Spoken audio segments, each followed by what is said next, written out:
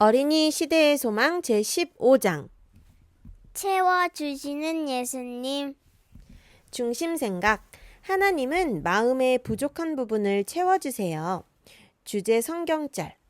예수께서 그들에게 이르시되 항아리에 물을 채우라 하신즉 아귀까지 채우니. 요한복음 2장 7절. 어린이 여러분 안녕하세요. 빵집 안을 한참 들여다보던 한 아이가 드디어 가게 안으로 들어갔어요.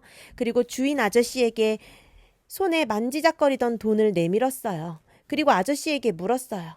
아저씨, 오늘 아빠 생일인데 이 돈으로 살 수 있는 케이크가 있을까요?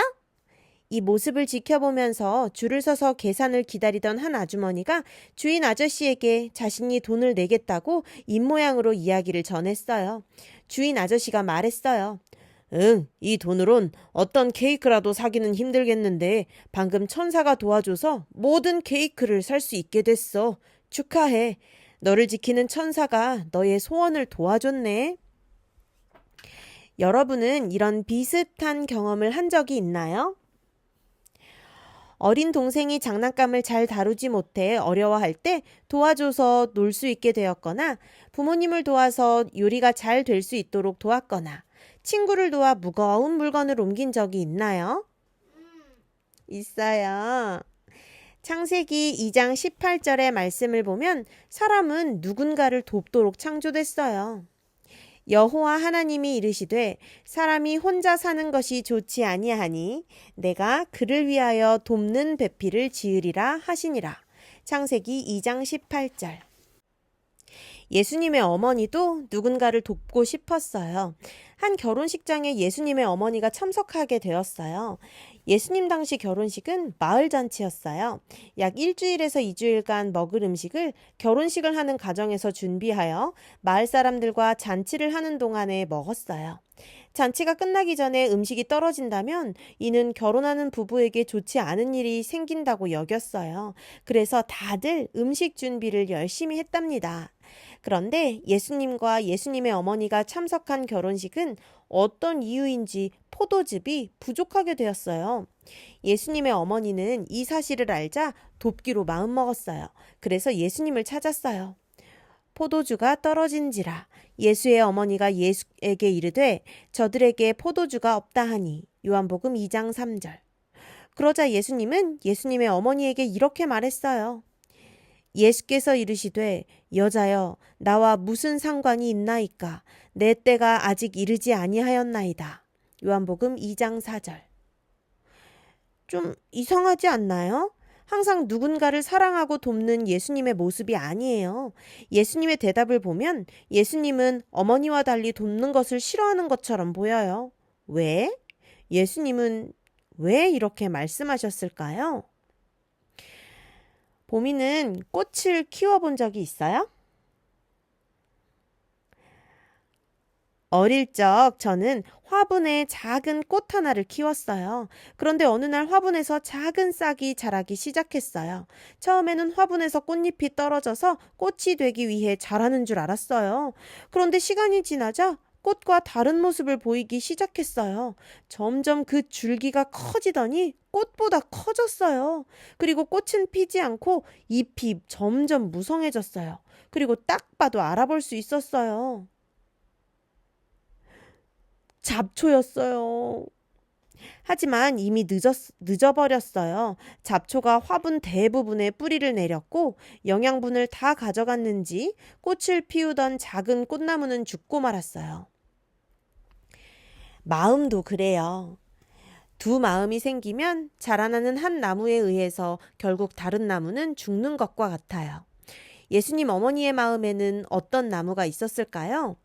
잡초였을까요? 꽃나무였을까요? 꽃나무였을까요?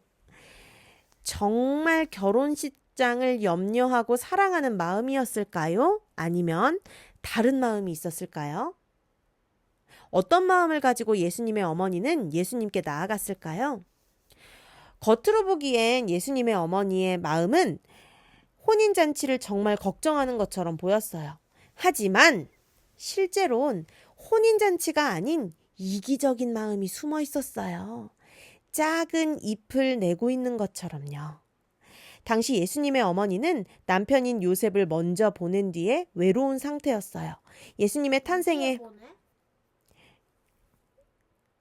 돌아가셨나 봐. 예수님의 탄생의 비밀을 함께 나누며 마음속의 생각과 삶을 나눴던 요셉이 곁에 없다는 것은 마리아에겐 너무 힘든 일이었어요.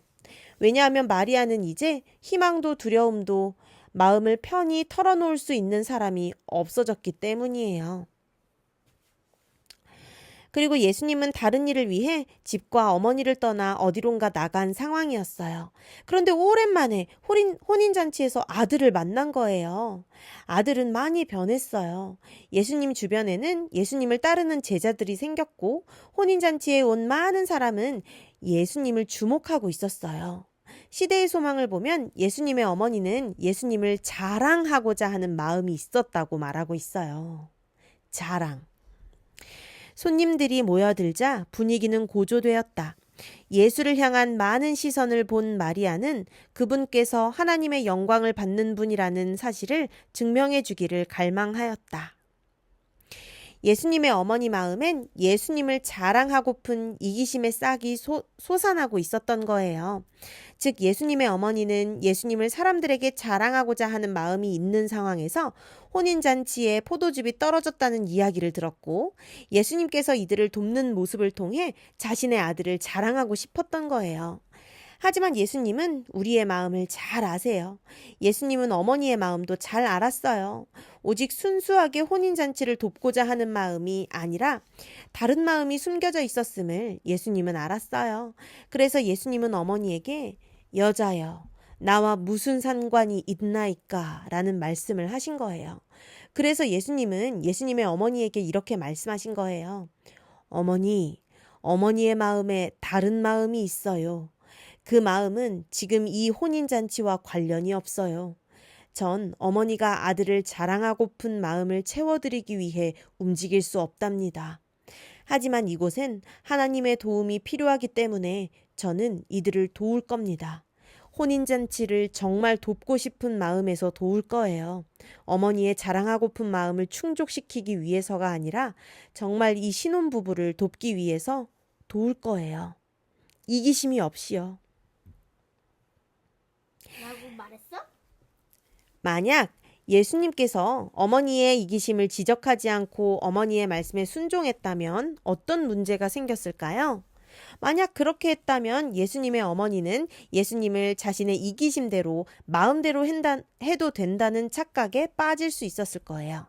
즉 예수님 어머니의 이기심에 순종함으로 이기심은 더 강한 이기심으로 커졌을 거예요.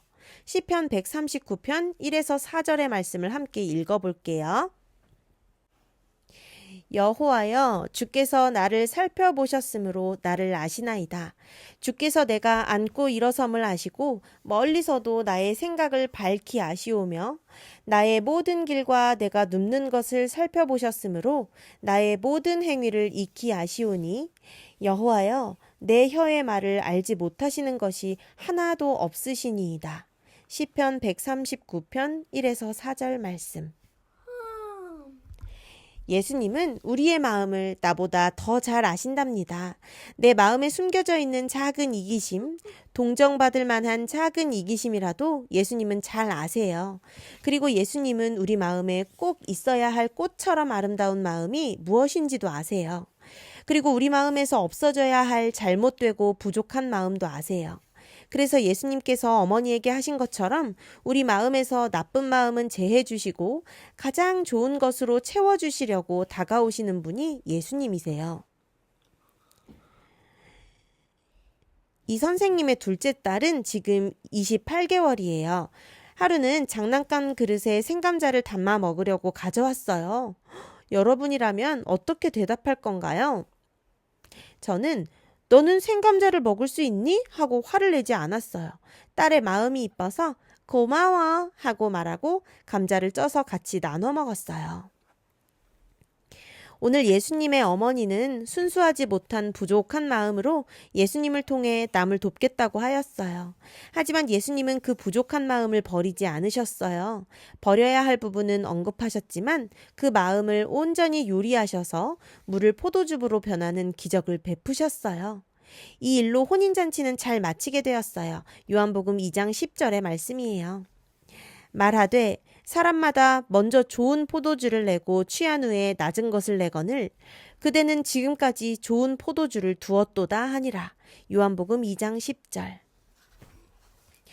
여러분은 부족하더라도 누군가를 사랑하고 돕는 일을 위해 예수님께 가져가세요.